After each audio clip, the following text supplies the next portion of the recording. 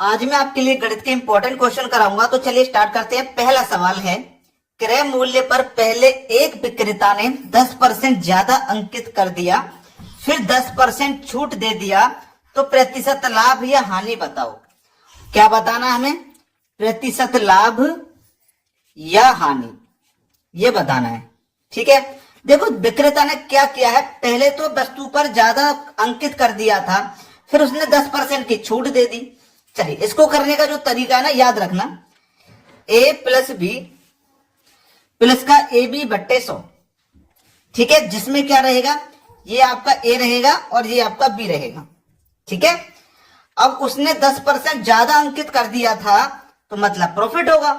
तो आपका जो a रहेगा, जो 10% रहेगा, वो प्लस का रहेगा। फिर उसने 10% की छूट दे दी, यानी कि अपने सामान में वो 10% की कमी कर रहा है, तो ये माइनस हो जाएगा 10%। और प्लस माइनस क्या होता है? माइनस होता है। ए आपका 10 है, बी भी आपका 10 है, बट्टे में 100 है। 2 जीरो से 2 जीरो कट जाएगा। ठीक है, अब देखना, 1 का गुना 1 से होगा तो 1, प्लस का 10 माइनस का 10 कट गया, माइनस का 1 बचा आपके पास, माइनस का 1%। तो माइनस में आने का मतलब क्या है? हानि होगी, और अगर प्लस में आता तो लाभ होता। तो आपको 1% की क्या हो जाएगी? हानि हो जाएगी। ये आपके सवाल का बिल्कुल सही जवाब है। अब देखते हैं अगला सवाल। अगला सवाल है, 6 वस्तुओं का क्रय मूल्य 7 वस्तुओं के विक्रय मूल्य के बराबर है, तो प्रतिशत लाभ या हानि निकालें। देखिएगा, 6 वस्तुओं का क्रय मूल्य, क्रय मूल्य मतलब कॉस्ट प्राइस, 6 वस्तुओं का क्रय मूल्य, क्रय मूल्य मतलब कॉस्ट प्राइस, बराबर है 7 वस्तुओं के विक्रय मूल्य, विक्रय मूल्य मतलब सेलिंग प्राइस के क्या है? बराबर है, तो मैंने बराबर ले लिया। प्रतिशत लाभ या हानि निकालें, लाभ होगा या हानि वो बताना है।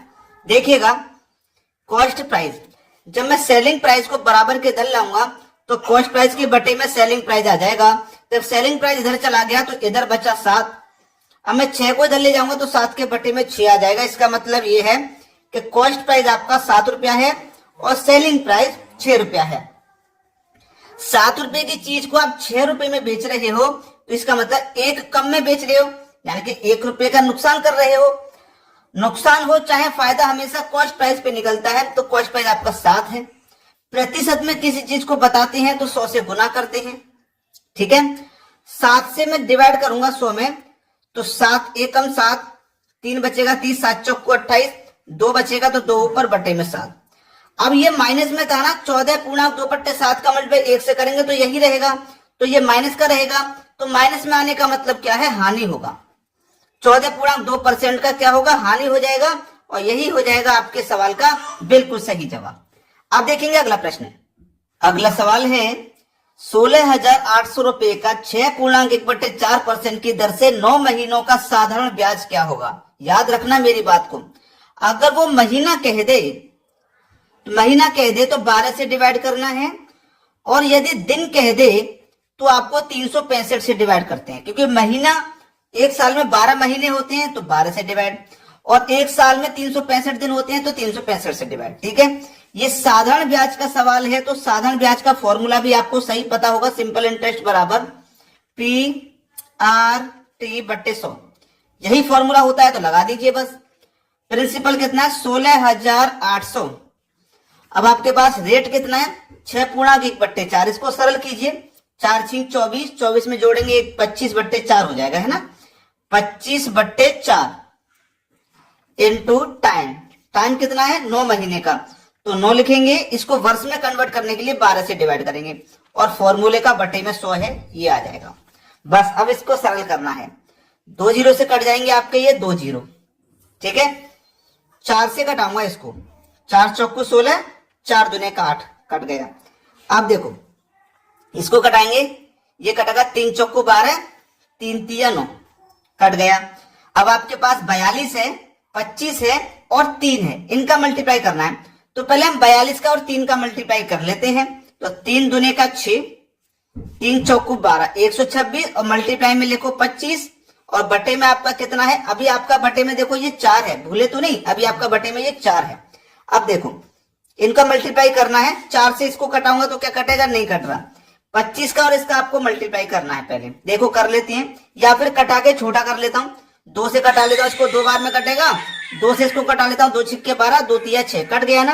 अब 25 का 63 का करो, 25 तिया 75 का 5, हासिल लगे 7। 25 का 6 से करेंगे तो 150 और हासिल के 7 जोड़ देंगे तो 157 हो जाएगा, 157। ठीक है, इतना हो गया। बटे में कितना है 2। अब 2 से इसमें कटा दो आप, 2 सत्ते 14, 1 बचेगा 17, 2 अट्ठे 16, 1 बचेगा 15, 2 सत्ते 14, 1 बचेगा नहीं जाएगा 10, 2 पंजे 10। ये आपके सवाल का हो जाएगा बिल्कुल सही जवाब, 787.5। ये बिल्कुल सही जवाब है। अब देखते हैं अगला प्रश्न। अगला प्रश्न है, नल ए किसी टैंक को 6 घंटों में खाली कर सकता है तथा नल बी 18 घंटे में खाली कर सकता है, तो दोनों मिलकर कितने घंटे में खाली करेंगे? देखिए, आपका जो ए है वो 6 घंटे में खाली कर सकता है और जो बी है वो 18 घंटे में खाली कर सकता है टैंक को, लेकिन टैंक नहीं पता कितना बड़ा है, तो दोनों को आप एलसीएम ले लेंगे तो 18 हो जाएगा। मतलब जो टैंक है वो 18 लीटर का है। 6 से डिवाइड दो 3 बार में, 18 से दो 1 बार में, मतलब ए 1 घंटे में 3 भरेगा तभी तो 6 घंटे में 18 बढ़ेगा। ठीक है, अब आपसे क्या बोला है, दोनों मिलकर कितने घंटे में खाली करेंगे? दोनों मिलकर के कितने घंटे में खाली करेंगे? देखो, बहुत अच्छा सवाल है। टोटल है हमारा 18 का, दोनों जब मिल जाएंगे, ए आपको 1 घंटे में 3 खाली करेगा, बी 1 घंटे में 1 खाली करेगा, दोनों मिलकर के 1 घंटे में 4 खाली करेंगे। 4 से डिवाइड करो, 4 चौको 16, 2 बचेगा नहीं जाएगा 20, 4 पंजे 20। ये आपके सवाल का हो जाएगा बिल्कुल सही जवाब, 4.5। समझ में आ गया है? अब देखते हैं अगला सवाल। अगला प्रश्न है, कोई राशि साधारण ब्याज 20 वर्ष में कितने प्रतिशत की दर से 4 गुना हो जाएगी? जब कोई राशि हमें नहीं पता होता, हम उसे 100 मान लेते हैं और ये 4 गुना का मतलब है 400 हो जाएगी। भाई राशि 100 है, 4 गुना का मतलब 400 हो जाएगी। अब कोई राशि 100 से 400 हो जाएगी तो उस पर ब्याज 300 रुपए का मिलेगा, 300 रुपए का ब्याज मिलेगा। समय कितना लग रहा है? 20 बरस का। तो अब इस प्रश्न में बचा क्या? कुछ नहीं बचा। सिंपल इंटरेस्ट बराबर फॉर्मूला लगा दो, पी आर टी बटे 100। ब्याज कितना है? देखो 300 रुपया का। प्रिंसिपल 100 रुपये माना है। रेट हमें नहीं पता, रेट निकालना है। टाइम है 20 बरस का, बटे में 100। 100 से 100 कट जाएगा, 0 से 0 कट जाएगा, 2 से 30 15 बार में कट जाएगा, रेट निकल के आ गया 15%। सवाल खत्म हुआ। ऐसे प्रश्नों में आप ज्यादा समय मत लगाना। समझ में आ गया ना? अब देखेंगे अगला सवाल। अगला सवाल है, 15 व्यक्ति प्रतिदिन 8 घंटे काम करके 15 दिन में समाप्त करते हैं, तो कितने व्यक्ति प्रतिदिन 6 घंटे काम करके 10 दिन में समाप्त कर पाएंगे? देखिएगा, 15 व्यक्ति 15 दिन में 8 घंटे काम करते हैं। ये फॉर्मूला है M1 D1 T1 वाला, आपने पढ़ा होगा। बराबर बाद में कितने व्यक्ति हैं नहीं पता, तो एक्स मान लेते हैं। कितने दिन ले रहे हैं? 10 दिन।